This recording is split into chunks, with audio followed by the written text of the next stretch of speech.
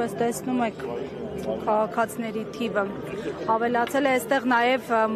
ռեժիսոր, մուլտիպլիկատոր Դավիթ Սահակյանցն է։ Պարոն Սահակյանց, ձեզ գրեթե բոլոր ընդդիմադիր այսպես շարժումների, շրջանակների, հավաքներին ենք տեսնում։ Այս անգամ ինչ-որ բան կփոխվի։ Խոսքը այսօրվա մասին չի։ Շարժմանը հավատում եմ, որ նա տարբերվում է, նա ավելի մասշտաբային է եւ մի շատ կարեւոր հատկություն կա այս շարժումը, խոսքը մեր ձևով շարժման մասին է, որ նա կարողացել է նույնիսկ համախմբել իր շուրջ այն մարդկանց, ովքեր որ շատ լուրջ տարաձայնություններ ունեն, կարծում եմ, եւ շատ դժվար է իրանց տեսնել նույն հարթակում։ Դա հաջողվել է եւս Բագրատ Սրբազանին, եւ սա կարծում երկրորդ փորձն է, բայց տարբերվում են, կարծում եմ, իր մասշտաբներով կոնկրետ այս շարժումը եւ հույս ունեմ, երազում գային օրը, երբ այս շարժումը կհասնի հաղթանակի եւ մենք կազատվենք այն ամենից, որ այսօր զավթվել է ԿՊ-ի կողմից։ Պարոն Սահակյանց, ամեն դեպքում իշխանություններն ու իշխանամերձ շրջանակները պնդում են, որ իրենք բացառապես գործում են իշահ պետության եւ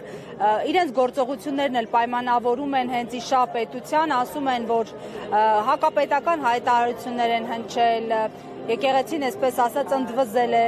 եւ հակապետական կառույցը այսօր դա իշխանությունն է Հայաստանում։ Դա ամենահակապետական կառույցն է եւ Կներեք ինձ, բայց ես մեկ անգամ արդեն լսել եմ, որ Արցախի հարցը պետք է ընդունել լինի Հայաստանի ժողովրդի համար, Արցախի ժողովրդի համար եւ Ադրբեջանի ժողովրդի համար։ Բայց ժամանակը ցույց տվեց, որ այդ հարցը լուծվեց միմիայն իշահ Ադրբեջանի ժողովրդին։ Դրա համար այս իշխանությունը որևէ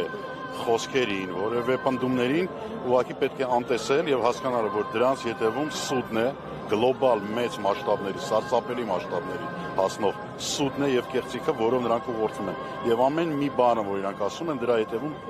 կանգնած է, դրա հիմքում կանգնած է սուտը։ Չի կարելի հավատալ որևէ իրենց պնդումների, որևէ իրենց արգումենտների։ Պետք է պայքարել հաշվի առնելով, որ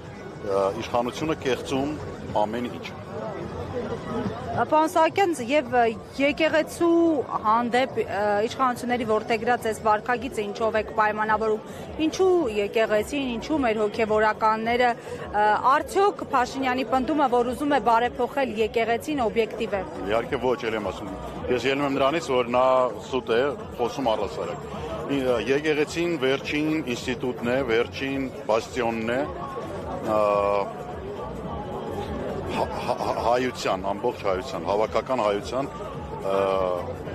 դրա համար էլ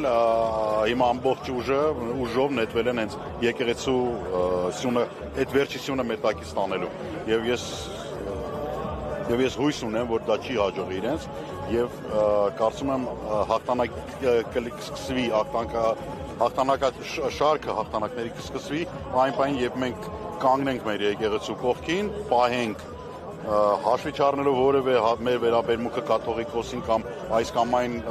հոգևորականի, մենք պետք է կանենք մեր եկեղեցու պաշտպանության եւ դա պետք է անենք պարտադիր, պետք է անենք ազգովի, չնայելով ոչ ուրիշ տարբերակ չունենք, եթե չկանենք, մեզ սպասվում է, չեմ ուզում նույնիսկ պատկերացնել, թե մեզ ինչ է սպասում։ Տեսակետը շնորհակալություն։ Դե սպասեմ։